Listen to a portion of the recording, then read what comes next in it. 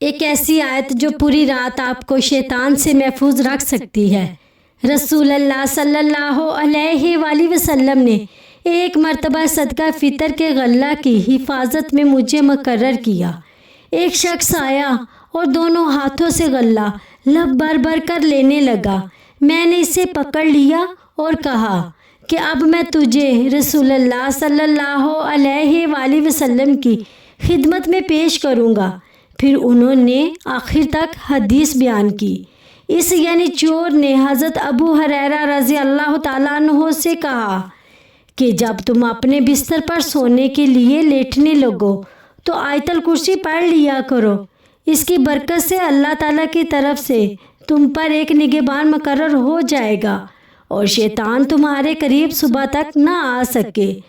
حضرت صلی اللہ علیہ وآلہ وسلم نے فرمایا کہ بات تو اس نے سچی کہی ہے، اگرچہ وہ خود جھوٹا ہے، وہ شیطان تھا۔ اس واقعہ سے معلوم ہوتا ہے کہ آیت الکرسی اللہ تعالیٰ کی عطا کردہ عظیم حفاظت کا ذریعہ ہے۔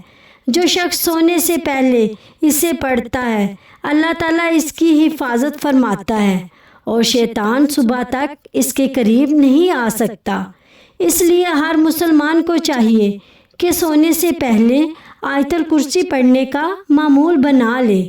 آئیے آج ہی یہ عہد کرے کہ ہم ہر رات سونے سے پہلے آیت الکرسی ضرور پڑھیں گے، اپنے بچوں کو بھی سکھائیں گے اور اس مبارک سنت پر عمل کر کے اللہ تعالیٰ کی حفاظت حاصل کرنے کی کوشش کریں گے۔